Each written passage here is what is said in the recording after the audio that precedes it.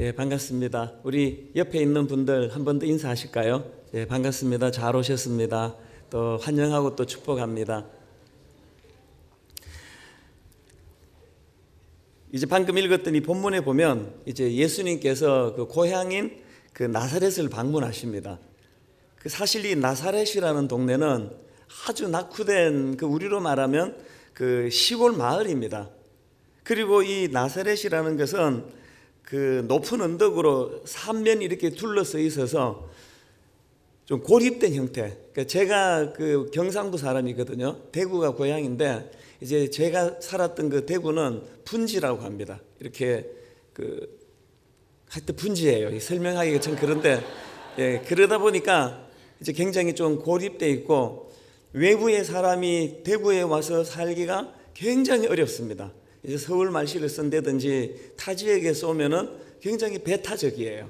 그래서 포용을 잘 못하고 이제 제가 지금 대구를 떠난 지가 83년도에 떠났으니까 도대체 몇 년 됐습니까? 그래도 이 사투리 액센트가 없어지지를 않아요. 없으시면 큰일 납니다. 이해가 안 되시죠? 이 분지라고 하는 게 특성이 좀 그래요. 그러니까 지금 예수님이 방문한 그 나사렛이라는 지역은 이 삼면이 언덕으로 이렇게 에워싸고 있다 보니까 고립이 되어 있는 거예요. 그러면 어떤 일이 일어날까요? 굉장히 고집이 세고 또 남의 생각을 잘 안 받아들이려고 하기가 쉽고, 그래서 이 낙후된 지역이다 보니까 오죽하면은 나다나엘이라는 사람이 나사렛에서 무슨 선한 것이 날 수 있겠느냐, 그렇게 비아냥거릴 정도로 아주 그 여러 가지로 부족한 게 많고 낙후되고 또 배타적이고 이제 그런 지역입니다. 그 이런 꽉 막혀 있는 폐쇄적인 시골 마을에서 살다가 보면은 좀 이렇게 특별한 변화가 없는 그런 삶이 좀 지속이 되면은 이 삶의 의욕이 없어지고 무기력해지고 또 활력을 잃어버리기 쉽고 그런 상황입니다. 그런데 이 고립된 나사렛 지역에 절호의 기회가 온 거예요. 이제 변화될 수 있는, 예수님이 그 일을 방문하신 거예요. 그래서 이제 예수님께서 그곳에 나타나셔서 이제 말씀으로 가르치니까 얼마나 그들에게 이게 큰 자극이 되고 또 신적인 하나님의 능력으로 이제 병을 고치고 또 기적을 일으키시고 그러면은 그렇게 고여있는 물 같은 그런 지역에 굉장한 그 붐이 일어날 거예요. 활성화가 되고. 그런데 불행하게도 그곳에 그런 일이 일어나지 않았습니다. 아까 그 결론적으로 보니까 본문 13장 58절에 보니까 저희의 믿지 않음을 인하여 거기서 많은 능력을 행하지 아니하시니라. 그게 뭘 의미합니까? 그 나사렛 지역이 굉장히 정체되고 고립되고 좀 그 폐쇄적이고 또 낙후된 좀 시골이고 이런 것들을 떨쳐버리고 새로운 변화를 일으킬 수 있는 좋은 기회를 그들은 놓쳐버렸습니다. 왜 놓쳐버렸냐 보니까 이 좁은 속으로 예수님에 대해서 마음을 열지 못하는 거예요. 그래서 제가 이 나사렛 사람들을 떠올리다가 문득 제가 한국 단어 하나가 떠올려졌는데, 여러분 그 좀팽이라는 말 들어보셨어요? 좀팽이. 여러분한테는 좀 너무 어렵지 않나 싶은데 하여튼 그런 말이 있습니다. 이 좀팽이라고 하는 게 제가 이게 그 사전을 찾아봤습니다. 이게 혹시나 또 이게 또 저속한 말은 아닐까 해서 보니까 저속한 말은 아니고요. 이 좀팽이라는 단어는 이렇게 그 좀 몸피가 작고 좀스러운 사람을 낮잡아 이르는 말, 이렇게 번역이 되어 있더라고요. 그러니까 속이 좁고 좀 그 치사하고 옹졸하고 이런 사람들을 비아냥거리면서 사용하는 단어가 좀팽인 것 같아요. 제가 왜 오늘 설교 제목을 좀 잘 안 잡는 좀팽이로 살지 말자, 이게 설교 제목이에요. 좀팽이로 살지 말자. 이게 설교 제목으로 쓰기는 좀 안 맞는 것 같지만 제가 여러분들에게 좀 강한 자극을 주고 싶어서 제가 이런 제목을 제가 정해봤습니다. 그런데 여러분 솔직히 말하면요, 교회 안에 의외로 이런 그 좀팽이들, 속은 좁고 잘 삐지고 남의 생각을 잘 안 받아들이고 이런 사람들이 의외로 많다는 사실이에요. 그래서 좀팽이로 살지 말자. 성경을 가만히 보면은 이 존팽이 같은 사람들이 참 많은데요, 이 속이 좁고 또 잘 삐지고 또 남의 생각을 잘 안 받아들이고 이런 사람들을 총칭적으로 존팽이라 그래서 존팽이처럼 살지 말자 그런다면, 이 존팽이에게 특징이 있는데요, 내적인 특징, 외적인 특징이 있습니다. 먼저 내적인 태도로서 이 존팽이들은 강한 선입견의 사람들이에요. 선입견이 강해요. 자, 오늘도 54절에 한번 보십시오. 고향으로 돌아가사 저희 회당에서 가르치시니 저희가 놀라 가로되 이 사람의 이 지혜와 이런 능력이 어디서 났느냐. 지금 예수님의 깊이 있는 말씀에 사람들이 다 놀란 거예요. 우와, 이거 잘 안 들어보던 말씀이다, 대단하다. 다들 그걸 인정해요. 그 지혜와 그 능력이 어디서 났느냐, 그렇게 놀라워하는데, 바로 그 감탄사가 그 다음 구절인 55절에서 어떻게 바뀌어지냐 하니까, 이는 그 목수의 아들이 아니냐, 그 모친은 마리아, 그 형제들은 야고보, 요셉, 시몬, 유다라 하지 않느냐. 지금 여러분, 이 나사렛 사람들의 의의 없는 그런 폐쇄적이고 강한 선입견, 분명히 예수 그리스도에 대한 메시지를 듣고 그들이 놀랐단 말이에요. 그 주님의 능력을 보고 감동했단 말이에요. 그랬는데 바로 그 감동이 있자마자, 그 분위기에 압도되자마자, 근데 대단하긴 한데 저거 목수의 아들 아니냐, 저거 마리아의 아들 아니냐. 바로 그들이 가지고 있는 강한 그 선입견 때문에. 여러분이 선입견이라는 단어 아세요? 사실 제가 우리 목사님이 청년들한테 설교해달라 그럴 때는 너무나 편하게 준비했거든요. 다 이제 여러분들은 한국말을 능통하게 잘할 거라고 생각하고 막 어려운 단어도 쓰고 그랬는데, 아까 내가 여러분 찬양 부르는 거 보고 내가 주눅이 들었습니다. 막 다 영어로 막 하는데, 오랜만에 영어로 된 찬양을 부르니까 저는 가사가 자꾸 남더라고요. 이게 어떻게 된 건지. 그러면서 여러분들이 두려워지기 시작해가지고, 이게 저랑은 이 종류가 다른 사람이구나. 그러면서 이제 이 긴장이 된 이런 종류가, 이게 존팽이의 특징이에요. 약간만 다르면 벌써 이게 알아듣겠나 싶고. 근데 여러분, 이런 단어들은 다 이해가 되세요? 선입견, 이게 무슨 뜻인지 아세요? 예. 제가 참 아까 앉아가지고 막 그 영어로 이렇게 찬양하는 걸 부르면서 계속 가사가 남고, 그래서 내가 23살 때 이민, 만 21살 때 이민 가가지고 그때 영어를 열심히 했더라면 참 내가 이럴 때 영어로 막 설교하고 그러면 얼마나 좋겠습니까? 그런데 나는 영어를 잘 못해가지고, 또 그것도 은혜예요. 제가 한국에 딱 청소년 사역을 나갔더니요, 이제 한창 사역을 할 때 막 신문에도 나고 또 잡지에도 나고 그랬는데, 대부분이 이제 어떻게 저를 설명하는가 하면은 미국 시민권을 반납하고 한국의 청소년들을 여기까지는 다 맞는 얘기예요.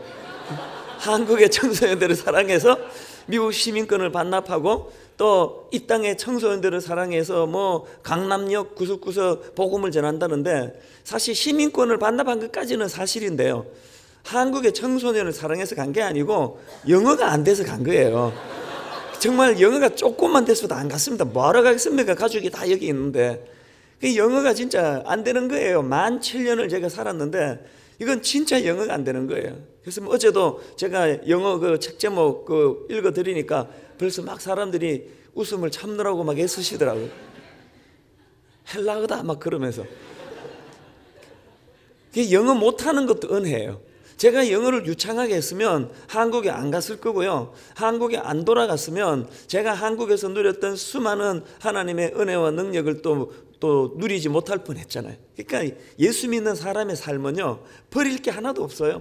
영어를 잘해서 미국에서 잘 적응해서 살고, 영어를 못해가지고 저같이 또 한국에 나가면 또 한국말을 내가 얼마나 유창하게 합니까?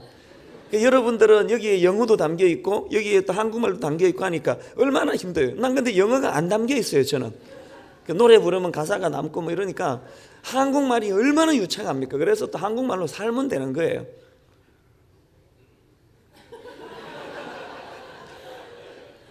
그래서 다시 이제 존팽이로 돌아와가지고, 난 여러분이 존팽이라는 말을 알 것 같지가 않아가지고, 이 존팽이의 특징이 선입견이 강한 거예요.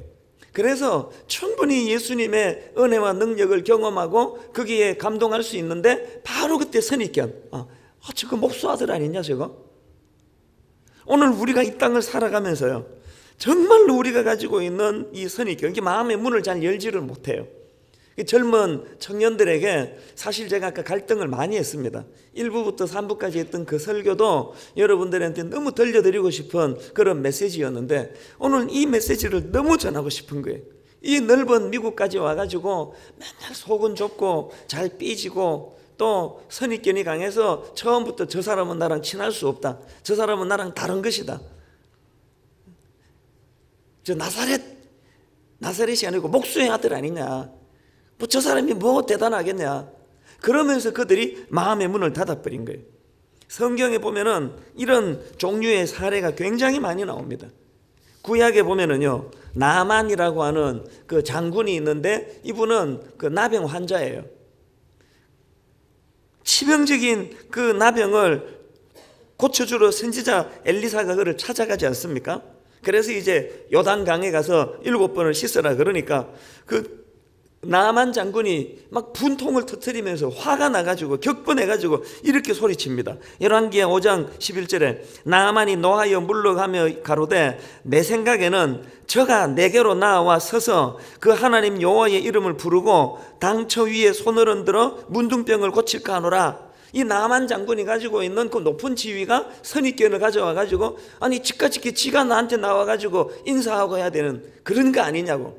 이런 게 존팽이에요. 이런 게 자기가 지금 나병에 걸려서 죽어가고 있는 상황인데 그런 상황에서도 자존심으로 똘똘 뭉쳐있고 남한테 머리 숙일 줄 모르고 이런 종류가 이게 존팽이에요.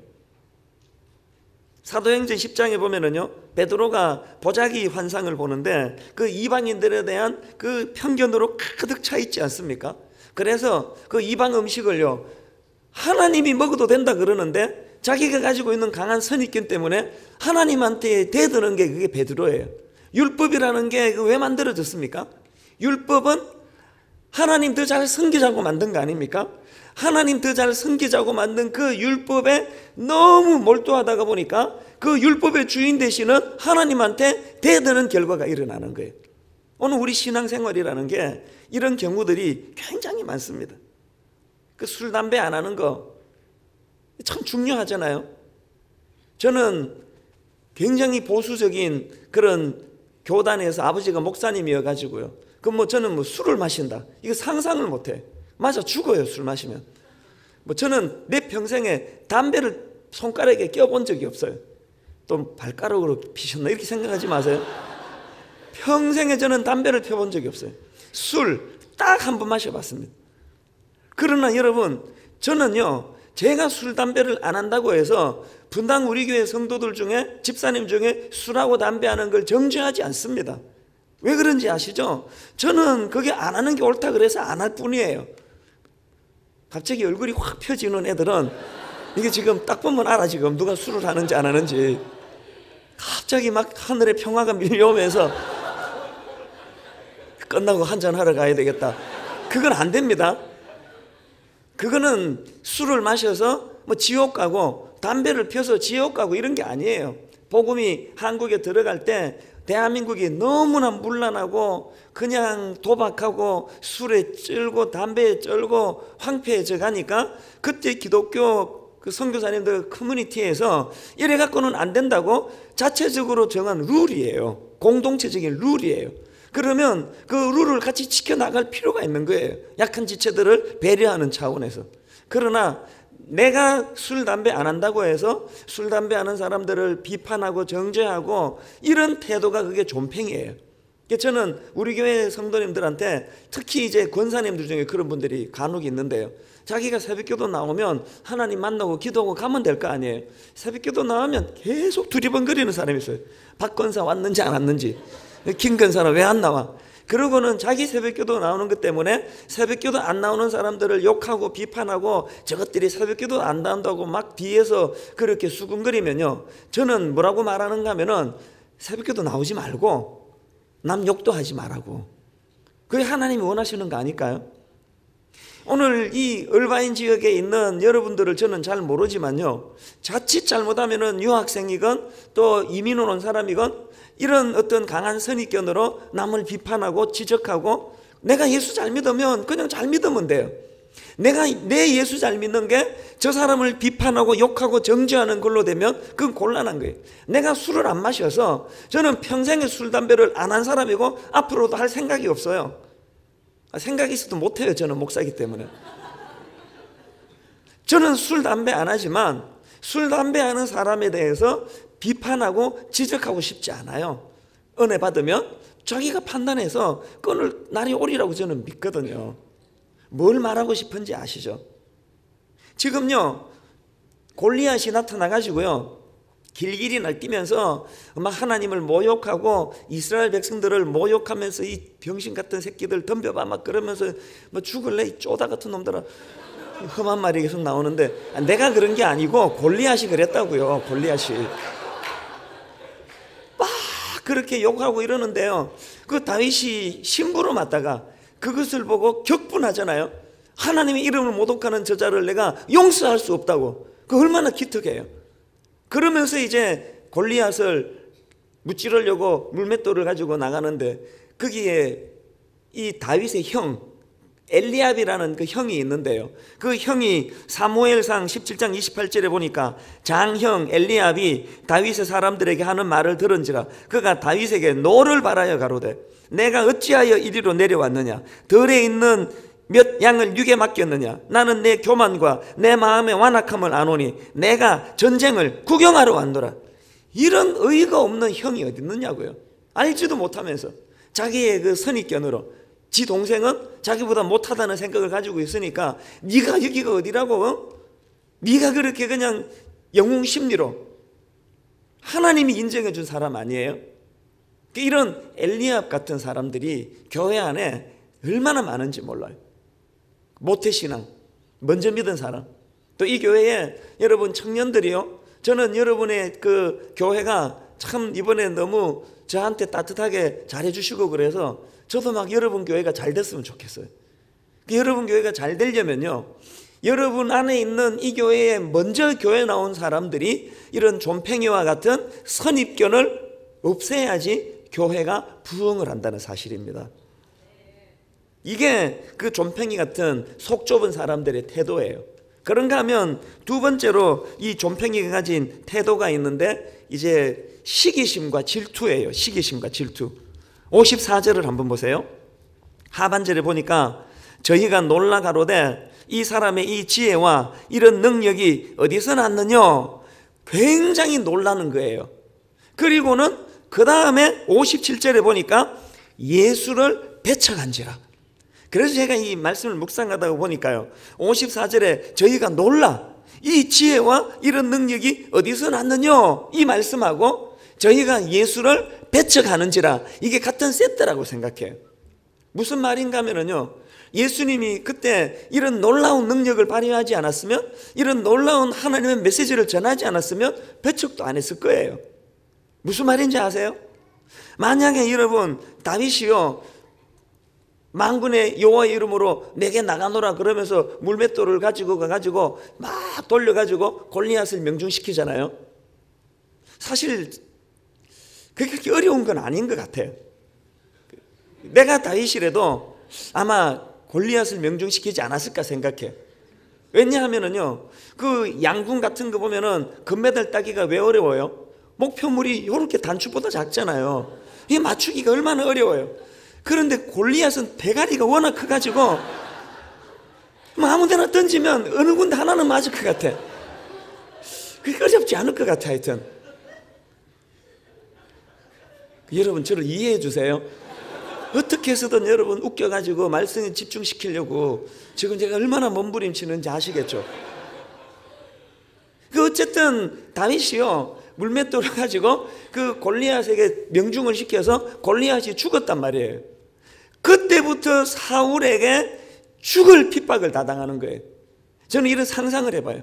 그때 다윗이요, 물맷돌을 가지고 딱 했는데 이게 빗나가가지고 그날 다윗이 골리앗한테 반 죽도록 두들겨 맞고 그냥 막 온몸이 이빨 다 나가고 옥수수 다 나가고 막 그냥 엄청나게 그날 반 죽어가지고 그냥 뭐 팔다리 다 부러지고 그랬으면요, 사울이요 다윗 굉장히 사랑했을 거예요. 막 치료해주고 보호해주고 힘내라 그러고 막 보약 쥐어서 따려주고 아마 그랬을 거예요. 사울이 다윗을 미워하게 된 건 딱 하나밖에 없어요. 골리앗을 다윗이 이겼기 때문이에요. 이게 뭘 의미합니까? 오늘 우리 내면에 있는 나보다 앞서는 사람들에 대한 이 질투, 이 시기심, 이것이 오늘 이 교회 공동체를 굉장히 파괴하는 존팽이들의 태도라는 거예요. 성경에 보면요, 이런 그 존팽이들이 얼마나 많이 나오는지 몰라요. 여자 중에는 라헬이라고 아시죠? 창세기 30장 1절에 보면은 라헬이 자기가 야곱에게 아들을 낳지 못함을 보고 그 형을 투기하여, 질투입니다, 질투하여 야곱에게 이르되 나로 자식을 낳게 하라. 그렇지 아니하면 내가 죽겠노라. 이 여자가 정말 이게 정말 나쁜 여자 아니에요? 자기는 지금 그 남편 그 야곱의 사랑을 독차지하고 있잖아요. 자기 언니는요 그 사랑을 못 받아가지고 그렇게 외로워하는데, 자기는 남편 사랑을 독차지하고 있는데 자기 언니가 그 남편 사랑을 못 받아 외로워하던 그 언니가 아기를 가졌단 말이에요. 그 축하해야 되는 거 아니에요? 불쌍한 우리 언니, 남편 사랑도 못 받는 우리 언니가 이제 아기를 낳았으니 참 감사하다. 그게 정상 아니에요? 이거는요 99개 가지고 있는 사람이 하나 가진 사람을 그 못 뺏어 가지고 안달복달하는 거랑 마찬가지예요. 그 막 질투가 나가지고 자기는 아기를 못 가진다고. 이게 존팽이의 특징이에요. 창세기 4장에 나오는 가인이라는 인물도 마찬가지예요. 자기가 잘못해가지고 하나님께 제물을 잘 못 드렸으면, 그래도 자기 집안에 동생이 잘해가지고 하나님을 기쁘시게 하면 그 기뻐할 일 아니에요? 우리 집안에 내가 잘 못했는데 아벨이 너라도 그렇게 잘해서 하나님이 그렇게 기뻐하시니 됐다, 다음에는 나도 더 잘해서 이제 우리 같이 기쁘게 해드리자. 그게 정상 아니에요? 그런데 이 존팽이의 특징은 누구가 자기보다 잘하는 걸 견딜 수 없는 거예요. 그걸 죽여버리잖아요. 그냥 요셉을 팔아버린 그 형들도 마찬가지 아닙니까? 그렇게 아버지가 그 요셉을 이뻐하고 사랑하고 그렇게 귀여워하면 우리 아버지가 저렇게 이뻐하는 아이니까 우리 동생이, 이게 안 되는 게 인간이에요. 그냥 인신매매 해버리고 말이에요.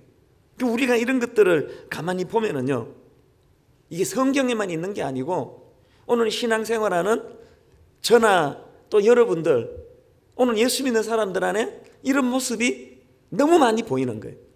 저는 여러분 같은 젊은 형제 자매들이 젊을 때부터 존팽이 같은 신앙생활이 아니기를 바랍니다. 나보다 누가 앞서면은 내가 못하는 일을 누가 해내면 마음에 꽃다발을 걸어주고 축복의 박수를 보내고, 한국교회에 솔직히 말하면요, 저는 여러분 같은 청년들 앞에 설교하는 게 저는 마음이 힘든 사람이에요. 내가 무슨 염치로 여러분 앞에 설교해요?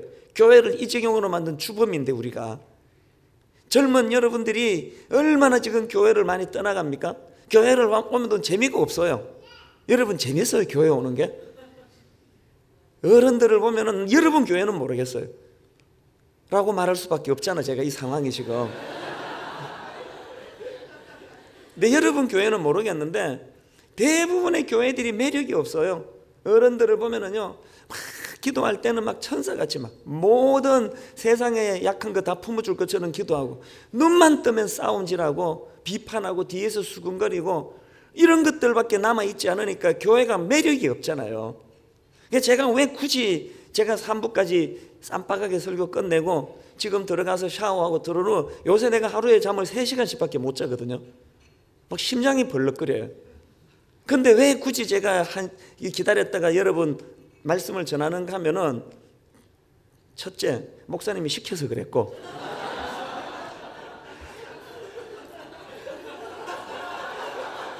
난 너무 솔직한 게 이게 어떨 때는 성도들에게 시험을 제공하는데, 그러나 둘째가 중요해요. 제가 여러분에게 호소하고 싶어요. 우리 어른들이 한국교회, 이민교회 엉망으로 만들어 놨습니다. 솔직히 말해서 LA 시내에 가보면은요 기가 막혀요. 기가 막혀.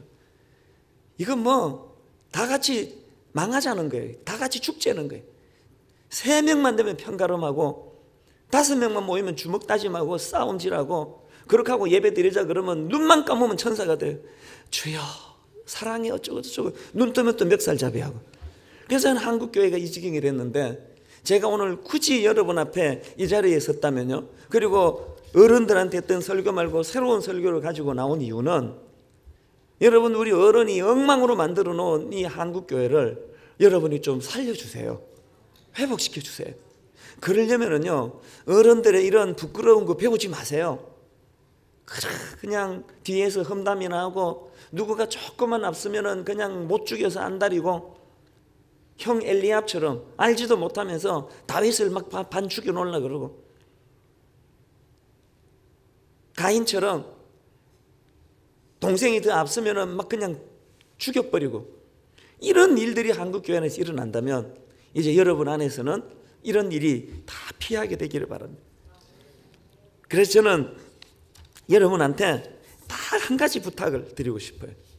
그렇게 그 우물 안에 개구리들처럼 자기들끼리 미워하고 싸우고 키재기하고 그 여러분 교회 조그마한 교회 안에서 무슨 잘나면 얼마나 잘나고 못나면 또 얼마나 못나겠습니까? 다 그게 아니에요. 저는 여러분들한테 신신당부하고 싶은 건 여러분 좋은 대학 나와서 훌륭한 사람 되는 게 아니더라고요. 여러분이 훌륭하게 되느냐 안 되느냐는 어디까지 보느냐에 가있어요. 이 시야. 여러분들이 멀리 보는 눈을 가지게 될 때 여러분 인생은 달라진다고 저는 확신합니다. 너무 좋은 대학 갈라 그러지 마세요. 좋은 대학 나와가지고 그건 어디 쓰겠습니까?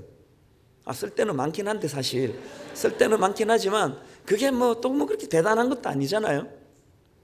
저는 시카고에서 정말 썰렁한 학교 나왔거든요.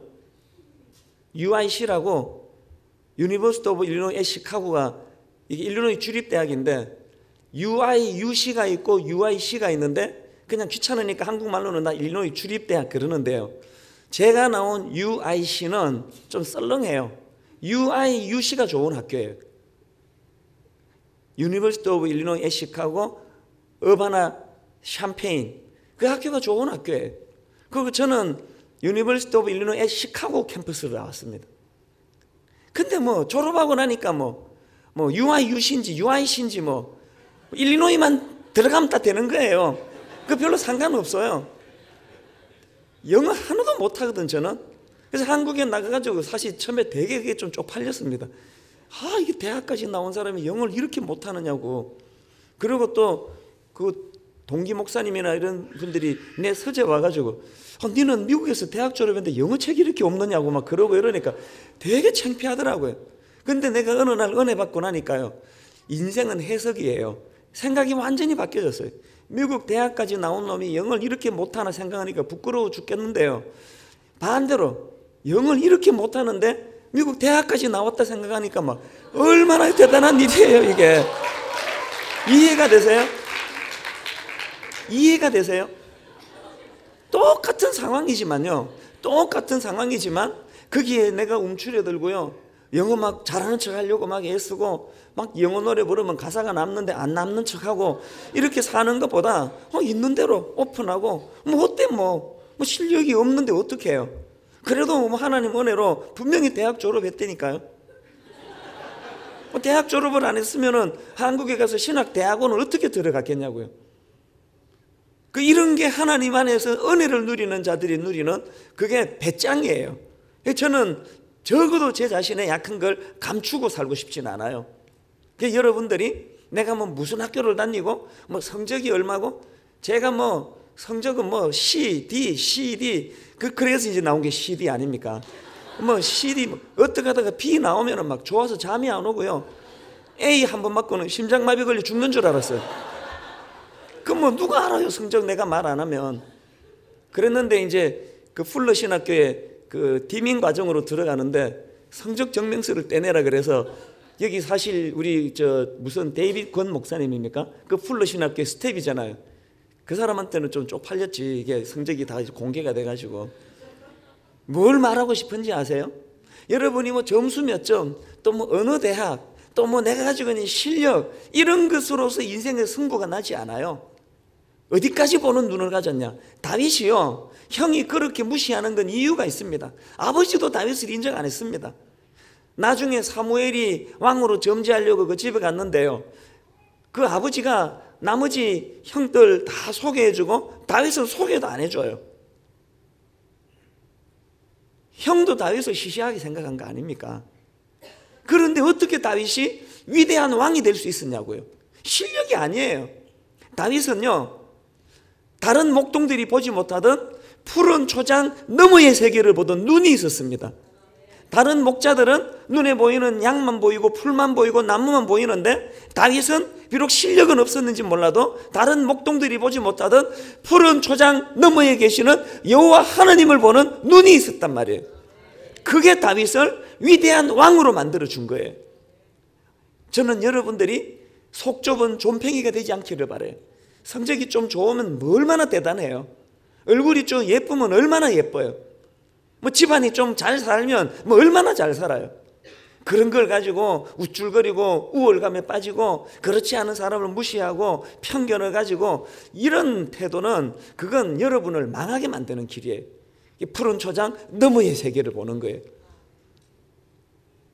이 본문에서요, 다윗에게서 제가 받는 감동이 뭔지 아십니까? 아까 말씀드렸잖아요. 형 엘리압이 알지도 못하면서 지금 내가 골리앗 앞으로 나가는 사명을 가지고 나가는데 이 옆에서 깐죽깐죽거리잖아, 형이. 어? 이게 영웅 심리로 와가지고 이게 네가 지금 낄 때나 안 낄 때나 막 그런다고 막 욕을 하고 막 비판을 하고 그러니까 다윗이 자기 형을 상대하지 않아요. 자, 사무엘상 17장 28절을 가만히 한번 보세요. 장형 엘리압이 다윗의 사람들에게 하는 말을 들은지라 그가 다윗에게 노를 바라여 가로되 내가 어찌하여 이리로 내려왔느냐? 들에 있는 몇 양을 네게 맡겼느냐? 나는 내 교만과 내 마음의 완악함을 아노라. 내가 전쟁을 구경하러 왔노라. 그렇게 다윗을 무시하고 욕하고 비판하고 알지도 못하면서 그렇게 정죄한단 말이에요. 여러분 같으면 어땠을 것 같아? 열받을 거 아니에요.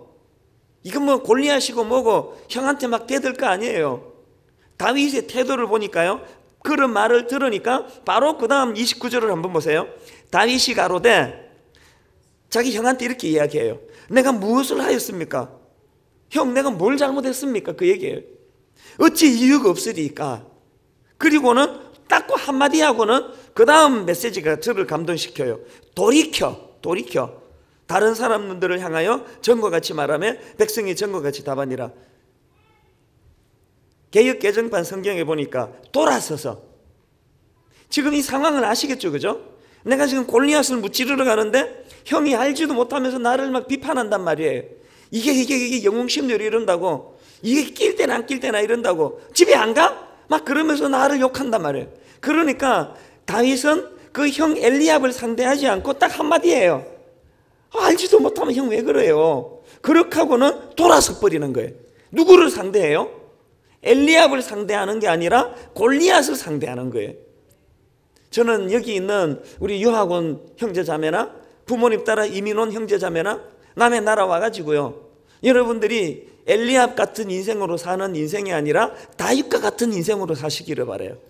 어지간하게 누가 여러분을 뭐 모르면서 비판하고 수근거리면 막 그냥 분하다 억울하다 그러고 뭐 죽어버릴까 그러고 이런 이상한 소리 하지 말고요, 영어 좀 못하면 어때요?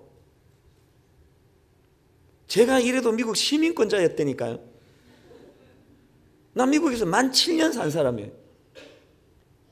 근데 영어가 안 되는 걸 뭐 어떡해? 노력도 안 했지만. 그럼 뭐 어떻게 해요 그러면? 뭐 그거 가지고 날마다 죽어 살아야 돼요? 뭐 그것 때문에 날마다 막 나 자신이 그냥 비참해져야 돼요? 누가 저보고 우리 집에 놀러 와가지고 야, 미국 대학까지 나온 사람이 영어책이 이렇게 없냐 그러면 그때부터 친구 절대 집에 안 데리고 오고 막 책장은 커튼으로 가리고 그래야 돼요? 그 영어 못해서 그렇다 한마디 하면 끝나는 거 아닙니까? 그렇다고 해서 그 사람들이 나 영어 못한다고 목사하지 마라 그러지 않잖아요. 저는 여러분들이 지금 이 젊을 때 너무나 쫌팽이처럼 사람 의식하고 조그만한 어떤 그런 그 상대방이 누구가 자기를 비판하면은 그냥 막 교회 옮겨버려야 되겠다 그러고 막 죽어야 되겠다 그러고 이런 태도로부터 벗어나는 것부터가 그게 은혜의 세계로 들어가는 첫 단추예요. 자기를 향한 그런 선입견, 상대방을 향한 선입견, 또 누가 조금만 잘하면은 거기에 막 질투심으로 막 죽여버리고 싶고, 교회 안에 보면은 막 너무너무 복잡하잖아요. 이런 것들을 다 떨쳐버리고 은혜를 구하시는 거예요. 혹시나 어제 저녁에 안 오신 분들은요, 마리아를 가지고 했던 게 어제 저녁인가요? 마리아를 가지고 했던 게요. 난 내가 설교해 놓고도 정말로 기억을 못해요. 그게 얼마나 좋아요. 저는 기억력을 너무 못하니까 이렇게 보고 읽을 수 있는 직업을 하나님 주셔가지고 기억 못하니까 보고 읽으면 되잖아요. 하나님께서 여러분에게 기억력이 나쁜 사람은 기억력이 나쁜 사람만이 할 수 있는 너무나 적절한 역할을 예비해 놓고 계시고요, 머리가 좋은 사람은 머리가 좋은 사람이 할 수 있는 그 일을 예비해 놓고 계시고요, 얼굴이 예쁜 사람은 예쁜 사람이 할 수 있는 일을 또 맡겨놓고, 얼굴이 못생기면 또 못생긴 사람이 할 수 있는 일을 다 맡겨놓고 계세요. 컴컴한 지하실 같은 데서 일할 수 있도록 다 배려를 다 해놓는 거 아니겠어요? 아무 걱정하지 마세요. 근데 지금 여러분이 너무 편해가지고 이해가 되시죠? 그죠? 그래서 다른 사람에 대해서는 넓은 마음, 포용력, 수용, 또 나랑 다른 것은 다른 것이지 같은 것이 아니에요. 나랑 다른 것은 다른 것이지 틀린 게 아니에요. 나랑 다르면 틀렸다고 생각하는 것 자체가 틀린 거예요. 제가 결론을 맺으면서요, 저는 만 21살에 시카고로 이민 가가지고 너무나 고생을 많이 한 사람이에요. 여러분들은 좋은 부모 만나가지고 얼마나 보니까 뭐 옷도 다 그래도 그 브랜드가 있고 좋은 옷인데요, 저는 이 말 그려져 있는 옷 입는 게 소원이었어요. 시카고 살 때 내 친구들이 폴로 입고 다닐 때 나는 팔로를 입고 다녔다. 팔로. 내 나이키 신고 다닐 때 나는 너이키. 한국에 가가지고 육교표 아시죠? 육교표, 골라표. 근데 청년 집회인데 맨날 이 아줌마들만 웃느냐고. 그 애들이 웃어야 되는데. 시카고에 있을 때요, 너무 가난했고요, 정말로 찢어지게 가난하고 최저임금 받고 쓰레기통 치우고요, 유태인 가게에서 눈 치워주고 변기 청소하고, 낡아 빠진 브랜드도 없는 청바지. 요새 애들은 보니까 이렇게 무릎 막 나가고 찢어지고 이걸 또 돈 주고 사더라고. 또 그거 한 5년 입으면 다 찢어지는데, 전 그렇게 살았던 사람이에요. 20불이 없어가지고요, 주말에 내 친구들이 파티 가자 그러는데 20불이 없어서 거기를 못 갔던 사람이에요. 아무것도 없었던 사람이에요. 하나님 원망을 많이 했습니다. 우리 아버지가 금식 기도하다가 돌아가셨는데 나를 왜 어떻게 이 지경으로 만드시느냐고 하나님에게 삿대질도 막 했어요. 막 대들었어요.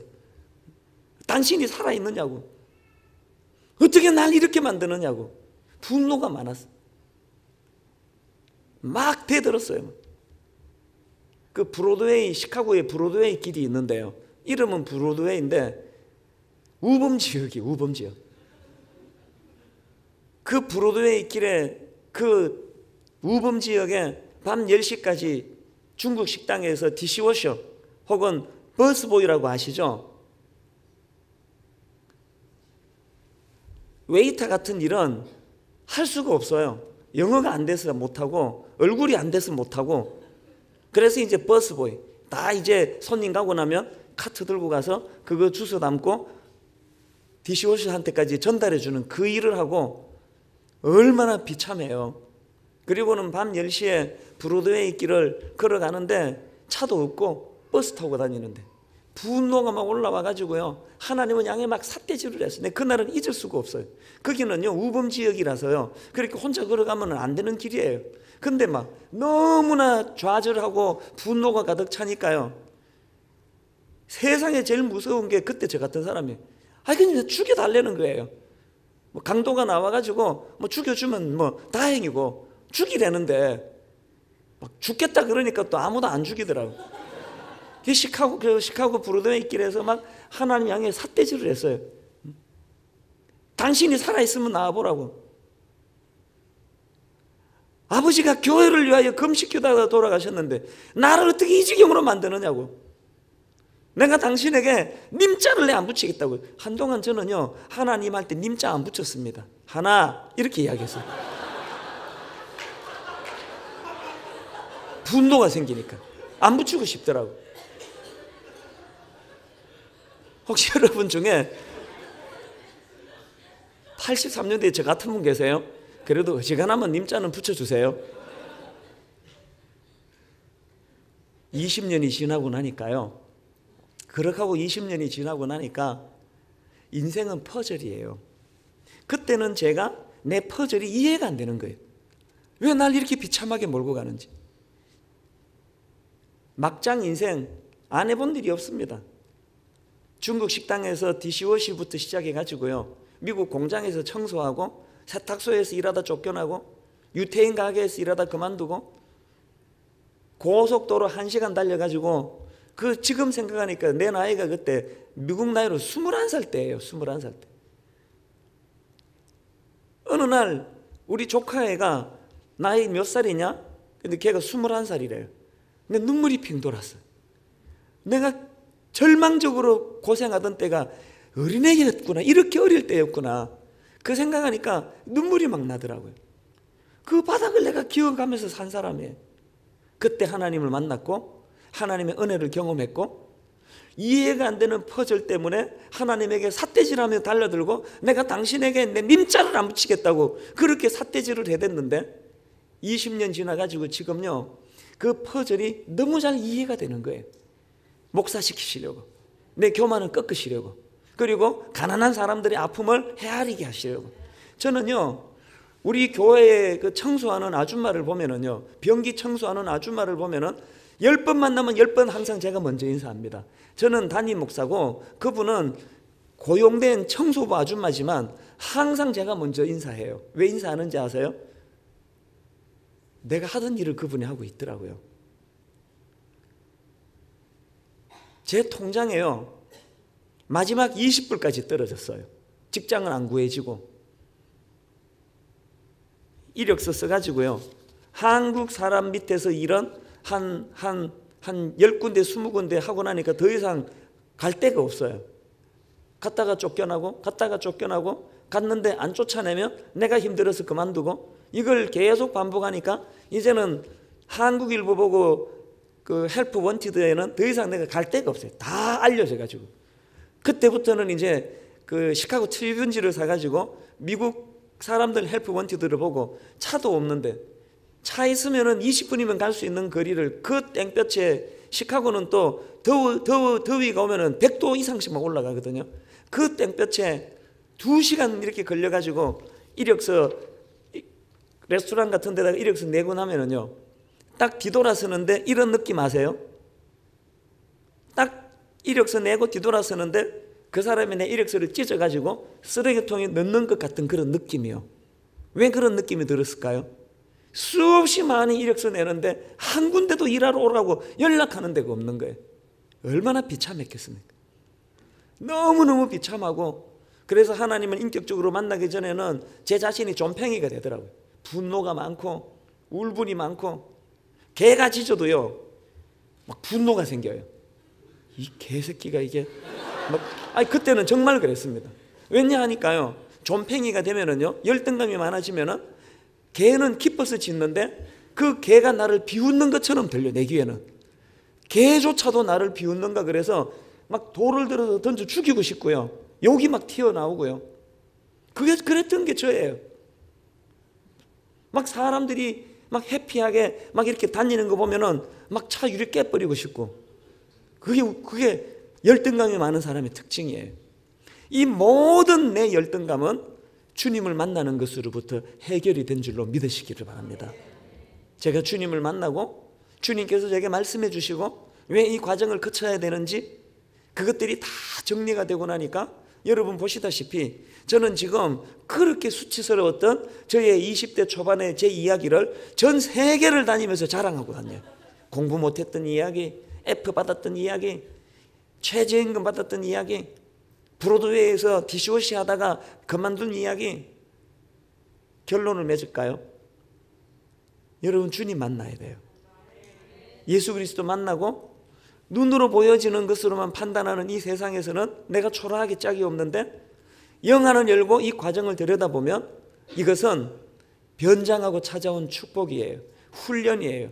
제가 한국에 돌아가기 전에 이런 혹독한 훈련의 과정을 거쳤기 때문에 사람들이 저보고요, 아이들까지 지금 2만 명 가까이 모여요. 지난해 갑자기 성도가 팍 늘어나가지고, 그런데 어떤 목사님도, 여러분 담임 목사님도 그러시더라고요.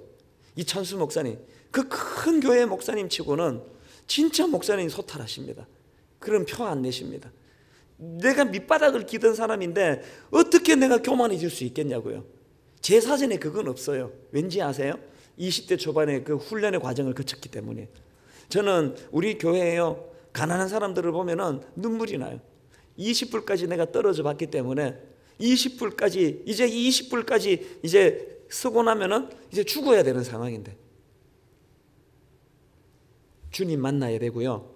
주님 만나서 여러분의 방향이 좀팽이 같은 열등감이 많고 질투심이 많고 나보다 조금만 앞서면은 막 그냥 뒤에서 그 사람을 죽이지 못해서 안달복달하고, 혹시나 여러분 가운데 이런 태도가 있다면 오늘 우리 하나님께서 여러분을 불쌍히 여겨주셔서 여러분 만나주시고, 그래서 여러분이 앞서는 사람이 있으면 마음의 박수를 보내고 마음의 꽃다발을 보내고, 나도 이 연단의 과정을 거치고 나면 정금같이 하나님이 이끌어 주실 것이다. 여러분, 내 확신하는데요, 여러분이 최선만 다했다면 공부 잘 못해도 괜찮아요. 성적 나빠도 괜찮아요. 그거 뒤져보자 그런 사람 없어요. 우리 집사람은 이화여대 나왔거든요. 그런데 저보고 성적 보자 이런 얘기 일절 안 해요. 공부 못했다 이야기해도 개의치 않아요. 알고 봤더니 그쪽도 공부를 그렇게 잘한 건 아니더라고. 할렐루야 아닙니까? 우리 둘이는 그런 면에서 서로 자유예요. 둘 다 공부를 못했기 때문에. 그런데 이화여대 어떻게 들어갔대? 내 생각에 그의 미달이었던 것 같아요. 아무 문제 없어요. 부작용은 좀 있습니다. 애 낳았더니 셋 다 공부를 못해요. 누구를 탓하겠습니까? 그래서 난 괜찮다 그래.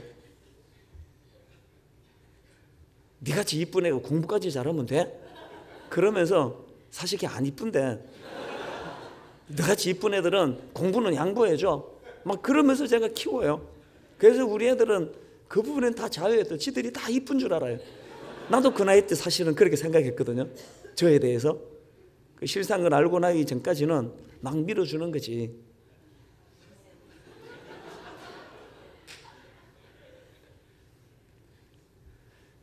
주님 이름으로 여러분을 사랑하고 또 축복하고 여러분 잘 되기를 바랍니다. 그래서 이제 이 고인물에서 그냥 지지고 볶고 싸우고 질투하고 분노하고 그러지 말고 푸른 초장 너머의 세계에 계시는 주님 바라보시고 그분을 믿고 의지하고 그분께 맡겨드리고, 그러면 여러분이 여기서 좌절에 흘리는 눈물 한 방울이요 10년 뒤에 그것이, 그래서 그런 말이 있잖아요.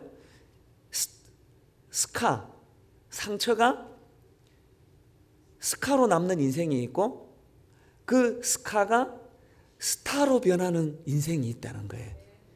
치유받으면 밑바닥에서 고생하고 상처받고 절망했던 그 모든 것이 스타처럼 빛이 나게 되고요.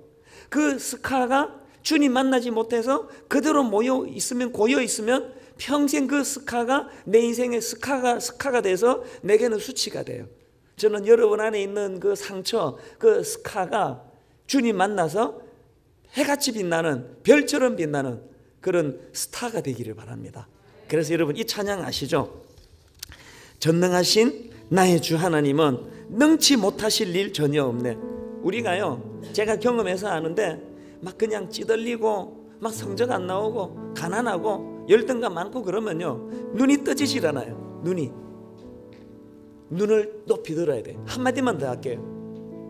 돼지는요 죽을 때까지 하늘을 못 보고 죽는데요. 그거 나 깜짝 놀랐습니다. 한국의 그 프로 중에 그거 뭐죠? 이렇게 네모 이렇게 해가지고 뭐다 하는, 네? 스펀지라는 프로에 제가 봤어요. 거기에요 돼지는 이렇게 땡땡땡 했는데 돼지는 평생 하늘을 못 보고 죽는데요. 왜 그러냐 하니까 돼지 목뼈 구조가 45도 이상은 들리지 않는데요. 그나 처음 알았습니다. 돼지는요 죽을 때까지 땅만 쳐다보고 살아요. 목뼈가 들려지지가 않아요. 내가 그 스펀지의 그 얘기 듣고는 얼마나 돼지들이 불쌍한지 이제 내가 사명을 가지고 만나는 돼지마다 하늘 보여주고 싶어. 거꾸로 들어가지고. 여러분 주변에 돼지 보거든 하늘 좀 보여주세요. 그 얼마나 불쌍해요. 왜 그러냐 하니까 돼지는 구조상 목뼈가 45도 이상은 들리지가 않는데, 오늘 영적으로 목뼈가 45도 이상 들리지 않는 사람이 있어요. 여기에 영적으로 목뼈가 45도 이상 들리지 않아 가지고 땅만 보고 사는 거지. 맨날 안달복달하고.